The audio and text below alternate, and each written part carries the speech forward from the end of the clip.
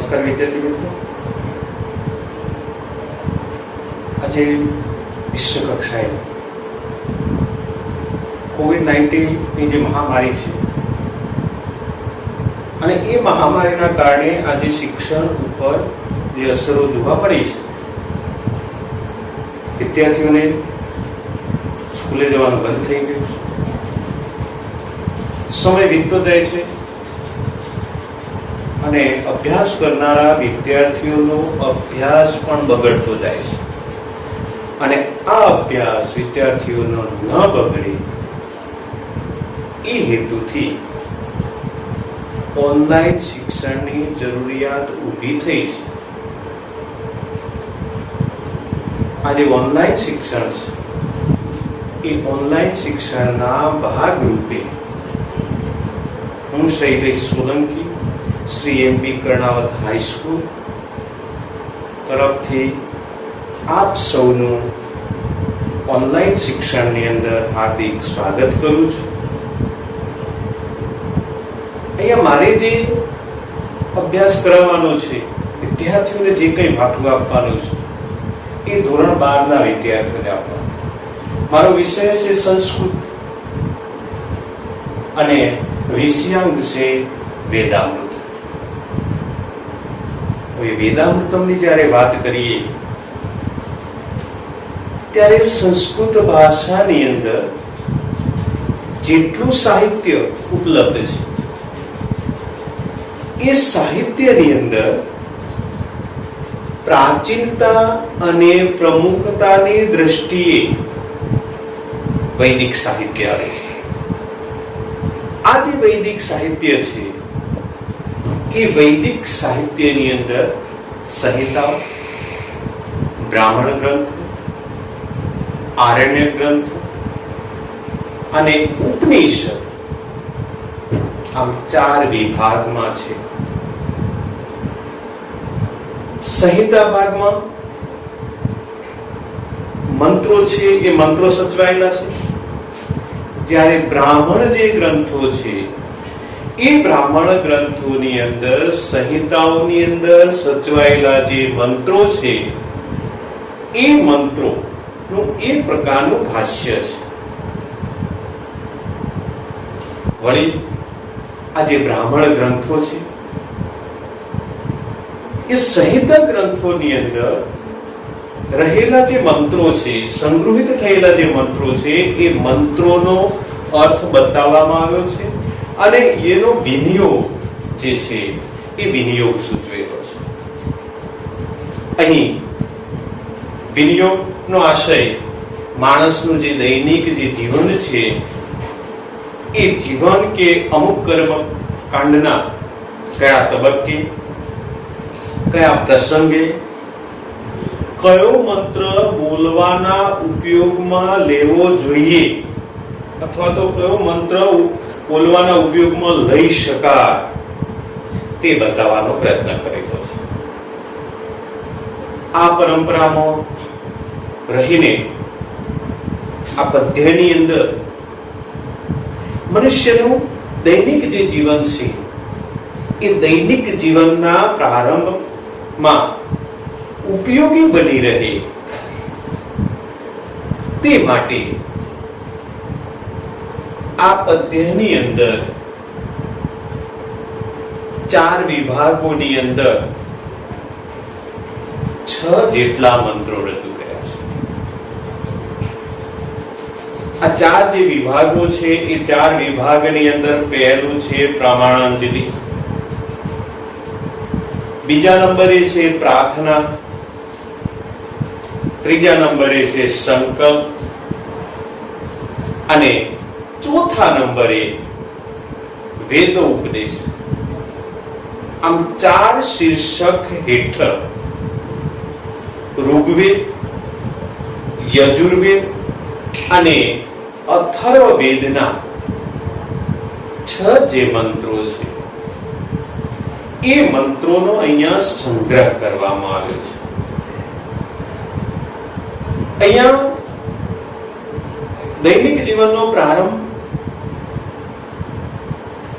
જે છે એ દૈનિક જીવનનો પ્રારંભ પ્રામાણાંજલિથી થાય.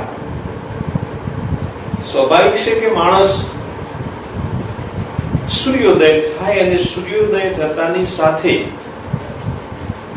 એ પોતાના ઈષ્ટ દેવોને પ્રણામ કરતો હોય છે.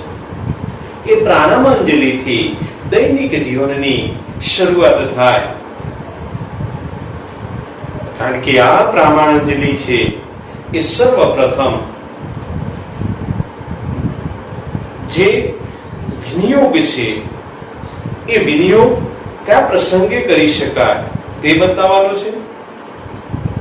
અને એવા પ્રકારના અહીંયા પ્રામાણાંજલિની અંદર 2 મંત્રો આપેલા છે.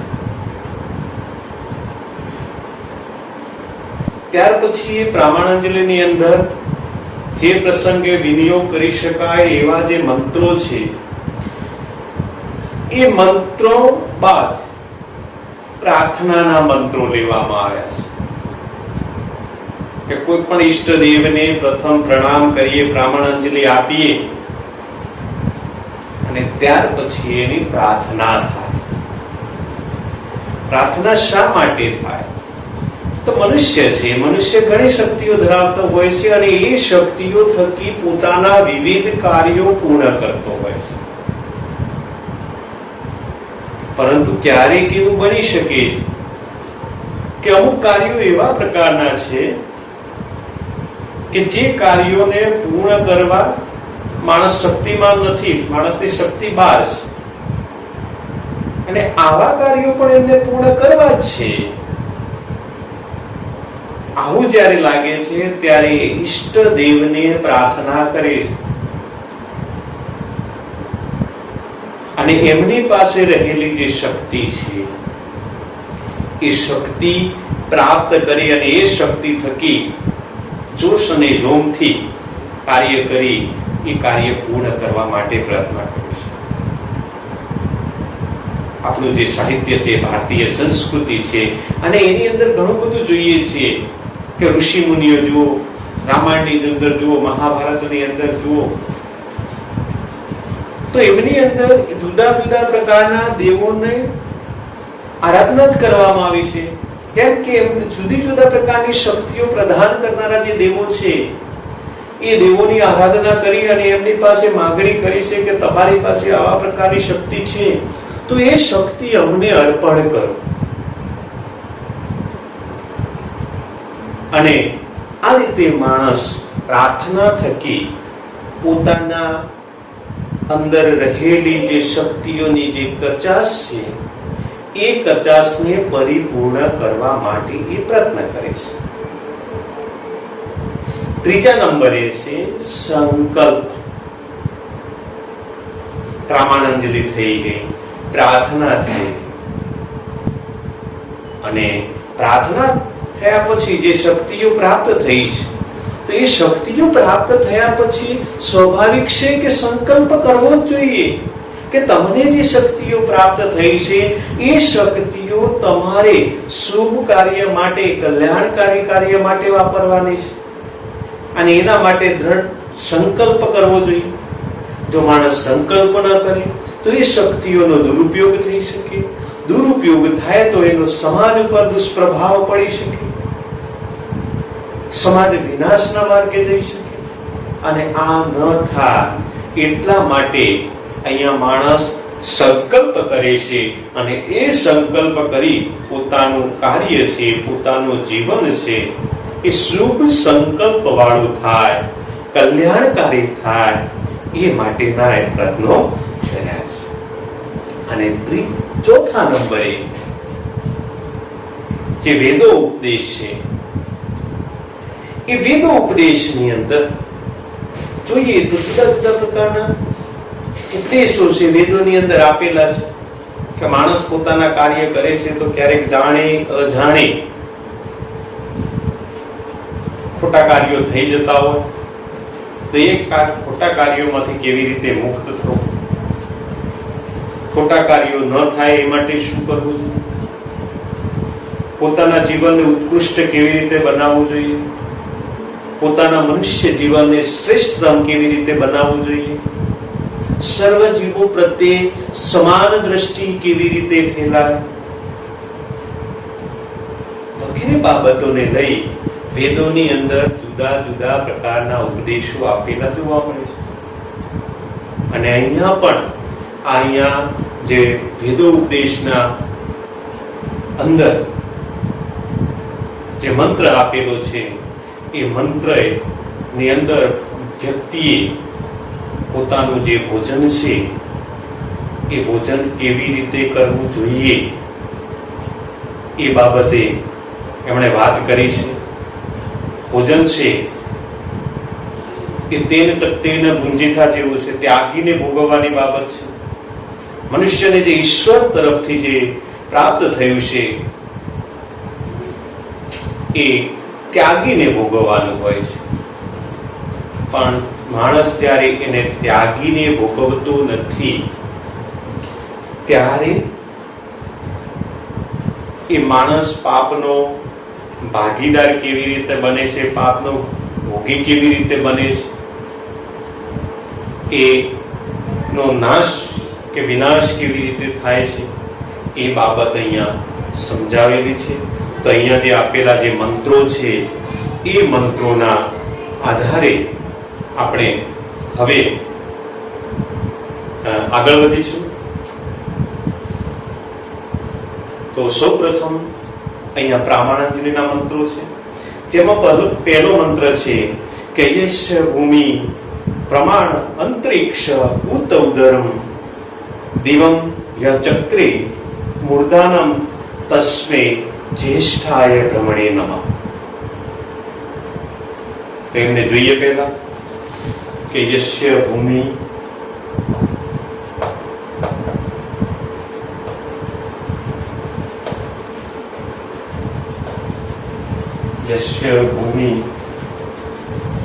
પ્રમાંત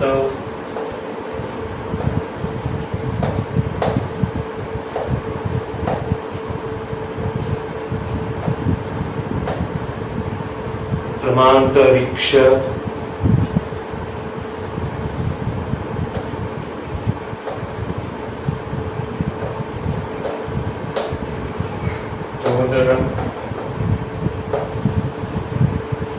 દિવ્ય ચક્રે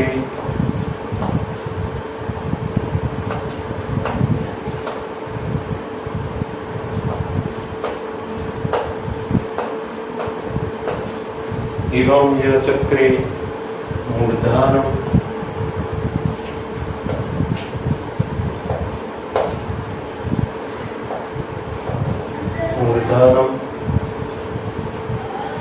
તસ્મે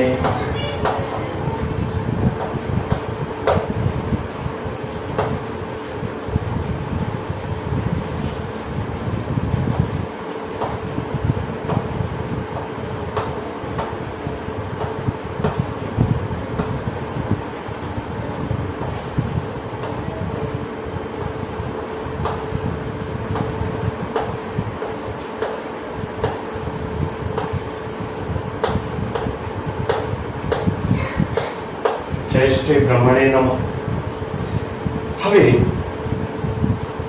આ જે મંત્ર છે એ મંત્રનો આપણે અન્વય કરીએ અને અન્વય કર્યા પછી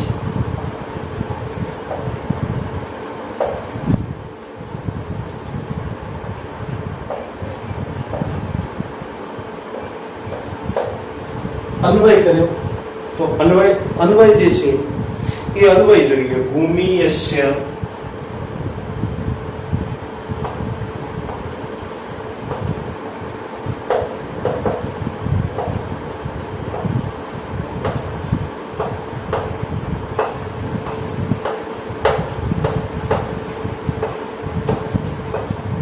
પ્રમા અસ્તિ, ભૂમિ યસ્ય પ્રમા અસ્તિ અંતરિક્ષમ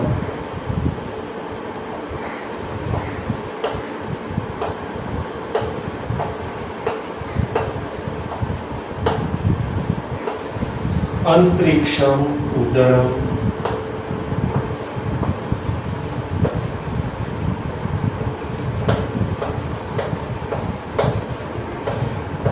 अस्ति दिवं चक्रे उत यः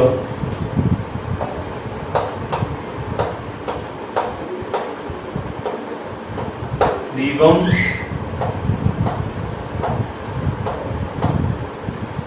उत यः दिवं मूर्धानम्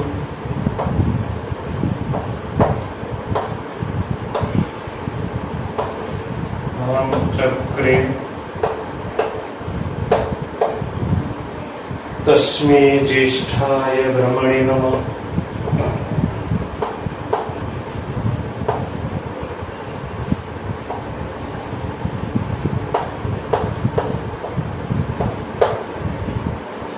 ज्येष्ठाय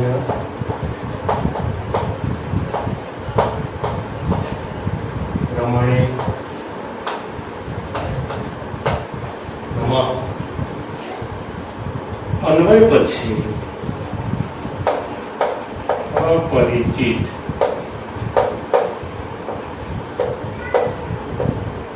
શબ્દો છે.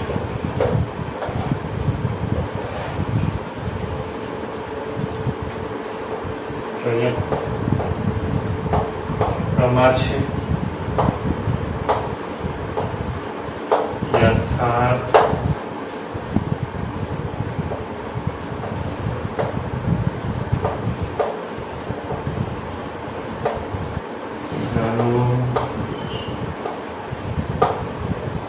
સાધન,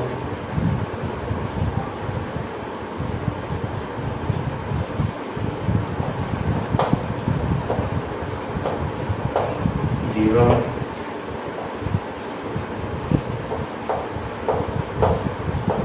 ચૂલો,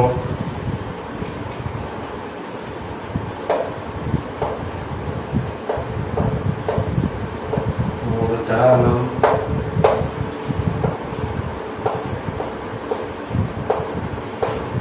મસ્તક,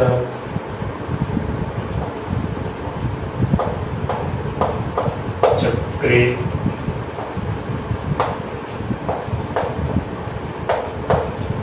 નાવ્યો,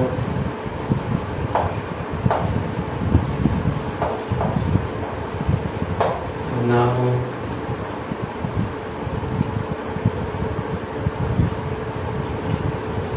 તો હવે આનો અનુવાદ જોઈએ કે ભૂમિ યસ્ય પ્રમાસ્તિ, કે પૃથ્વી જેના યથાર્થ જ્ઞાનનું સાધન છે, અંતરિક્ષમ ઉદરમ, અંતરિક્ષ જેનું ઉદર છે,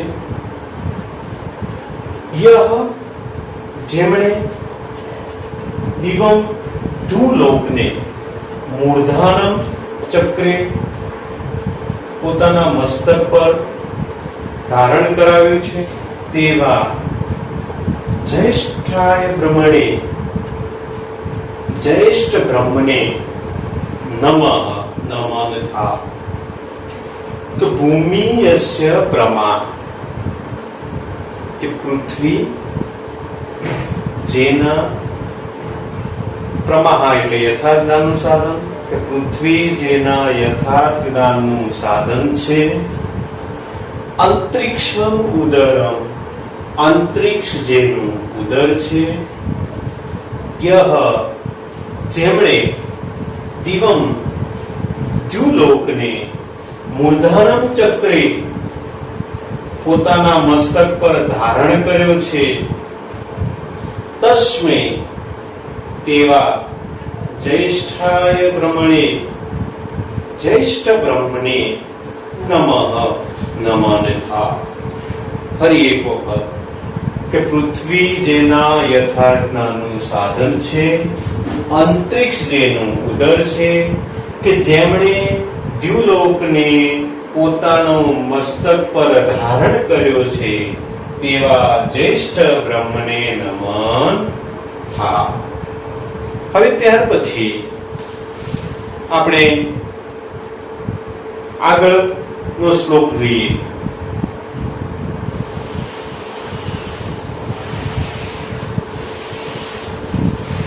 આગળનો મંત્ર જે છે એ મંત્ર જોઈએ। ત્રીજા નંબરનો મંત્ર છે તો બીજા નંબરની મંત્રની અંદર કીધું છે કે યસ્ય સૂર્ય ચંદ્ર ચ યસ્ય સૂર્ય ચંદ્ર ચક્ષુ કે યસ્ય સૂર્ય ચક્ષુ ચંદ્રમા પુનર્ણવઃ યજ્ઞિમ્ય ચક્ર આશ્યમ તસ્મે જ્યેષ્ઠાય બ્રહ્મણે નમઃ. કીધું છે કે યસ્ય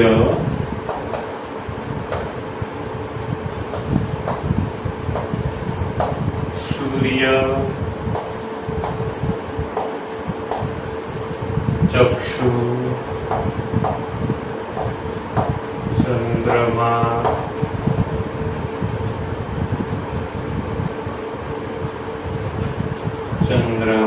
ચ પુનર્નવઃ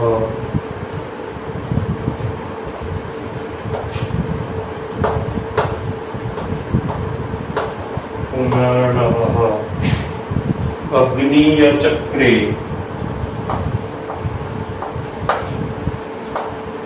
અગ્નિય ચક્ર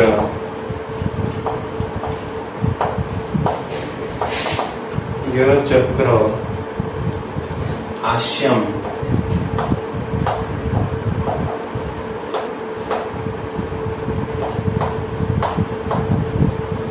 તસ્મે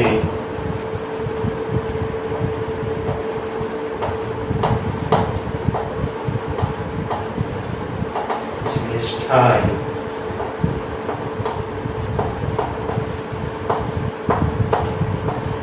બ્રહ્મણે નમઃ. હવે એનો અન્વય જોઈએ.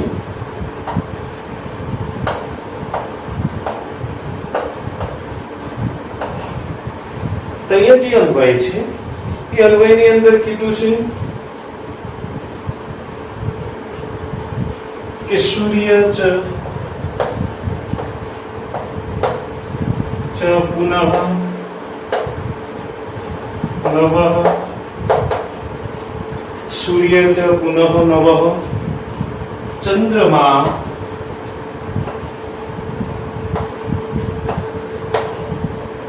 સૂર્ય ચંદ્રમા ચ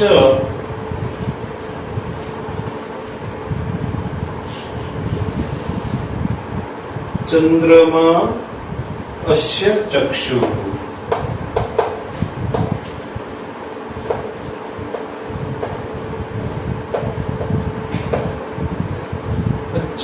चक्षु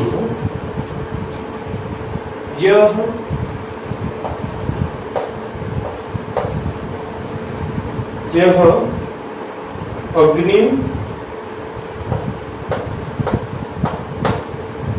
अग्नि स्वच्छ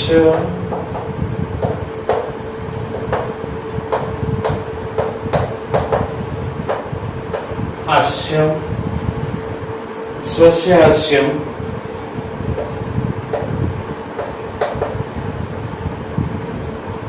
तस्मै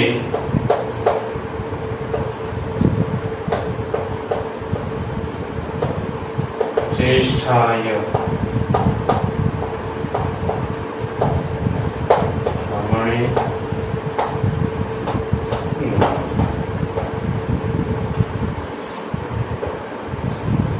તો હવે એનો અનુવાદ જોઈએ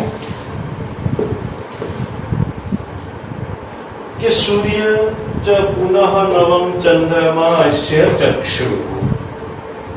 સૂર્ય ચ એટલે અને પુનઃ નવ ફરી ફરીને નવીન થનાર ચંદ્રમા ચંદ્ર અસ્ય ચક્ષુ જેના નેત્રો છે યહ જેમણે અગ્નિને સ્વચ્છ હાસ્યમ અગ્નિને પોતાનું મુખ બનાવ્યું છે તસ્મૈ તેવા જ્યેષ્ઠાય બ્રહ્મણે જ્યેષ્ઠ બ્રહ્મને નમઃ નમન થાવ. સૂર્ય ચ પુનઃ નવમ કે સૂર્ય અને ફરી ફરીને નવો થનારો ચંદ્રમા અસ્ય ચક્ષુ યહ અગ્નિ સ્વસ્યાસ્ય, કે સૂર્ય અને ફરી ફરીને નવન થનારો ચંદ્રમા જેના નેત્રો છે,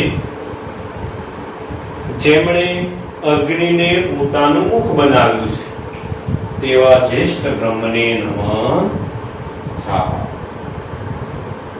ફરી એક વખત, સૂર્ય અને ફરી ફરીને નવીન થનારો ચંદ્રમા જેના નેત્રો છે,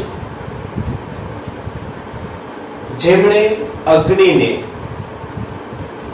પોતાનું મુખ બનાવ્યું છે, તેવા જ્યેષ્ઠ બ્રહ્મને નમન થાય. ફરી એક વખત, સૂર્ય અને ફરી ફરી નવીન થનારો ચંદ્રમા જેના નેત્રો છે, જેમણે અગ્નિને પોતાનું મુખ બનાવ્યું છે, તેવા જ્યેષ્ઠ બ્રહ્મને નમન થાય.